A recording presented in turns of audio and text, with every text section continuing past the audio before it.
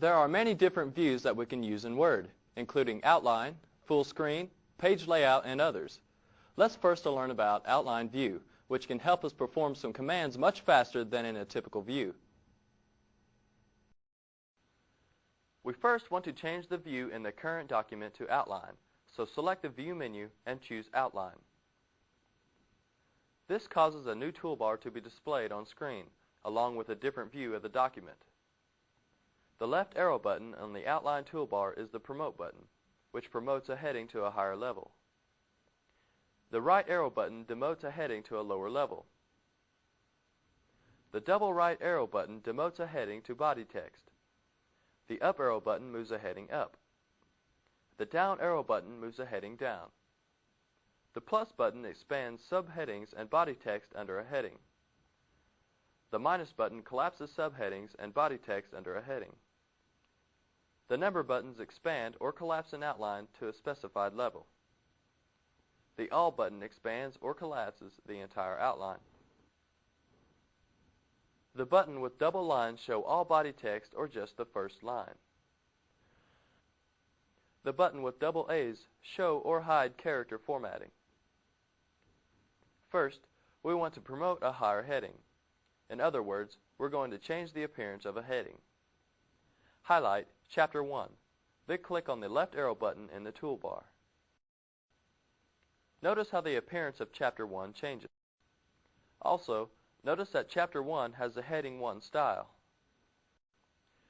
Examining the document a little closer, we see a plus sign and some small squares next to this text.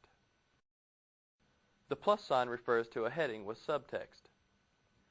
The small square refers to body text. There are several ways that text can be selected in Outline View. For instance, to select a line of text, click on the small square. To select a heading and its subtext, click on the plus sign. Outlines also can be rearranged using the collapse option, which hides subtext. Let's collapse all the text. Move the insertion point to the plus sign, then double-click the mouse button, which causes the subtext to be removed from the screen. To return it, double-click on the plus sign again. Text also can be hidden by clicking on the collapse button and returning by clicking on the expand button. There are still several other ways to move text using the Outline toolbar. Select Defining the Web in Chapter 1, then click on the Move Down button, which causes the text to move down in the outline. Click on the Move Up button and the text returns to its original location. Headings also can be numbered in an outline. Place the insertion point in front of Chapter 1, then select the Format menu, and choose Bullets and Numbering. A dialog box appears on screen displaying a list of bulleted styles. Click on the second option in the top row, then press Enter. Notice, a bullet now is placed in front of the heading. Full screen view is used to display as much of our document as possible on the screen. In this view, Word removes distracting screen elements such as toolbars and scroll bars. Using the document on screen, select the View menu and choose Full Screen. This view is excellent to see text without toolbars. This is also a good view to see documents with graphics or clip art images. To go to the normal view, click the Close Full Screen button, which is on the screen. The document is now changed to normal view. Another useful way to view a document is in the Page Layout mode. In this mode, we can see how objects will be positioned on the printed page. This view is useful for editing headers and footers, for adjusting margins, and for working with columns, drawing objects and frames. To use this view, simply select View menu and choose Page Layout. Notice how the document appears differently on the screen. In this view, the document is constrained to fit on the page. Notice the scroll bar at the bottom of the screen. The bar itself is centered, which is the default in this view.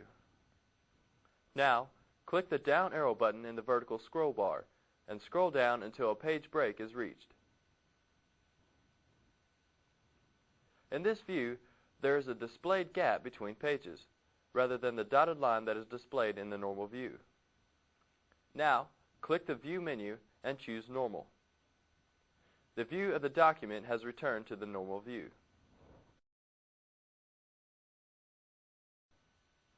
A new feature to Word is the Online Layout view, which optimizes the layout to make online reading easier.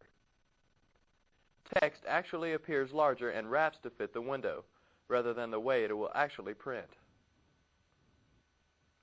Online Layout View also restricts column width to display an average of 66 characters per line.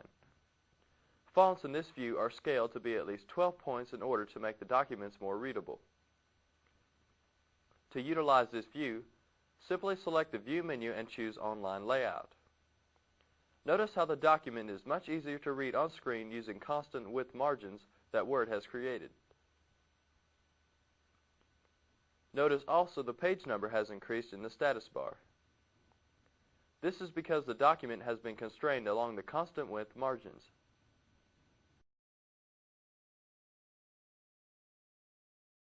The document map in Word allows users to navigate around documents. It gives users one-click access to points of interest and serves as a "You Are Here" roadmap. To use the document map, select the View menu and choose Document Map. This causes the screen to split, displaying a hyperlink outline of the document on the left pane, while the right pane contains the document text. Clicking on one of these outlines will move the document view to the page that contains that outline. Click the View menu, then Normal, to return to the normal view. Now click the File menu, then Close. At the Save Changes dialog box, click No. This chapter demonstrated how to work in Outline View, and we also demonstrated how to use Full Screen View. We showed how to use the Page Layout and Online Layout views. Then, we showed how to use the Document Map command.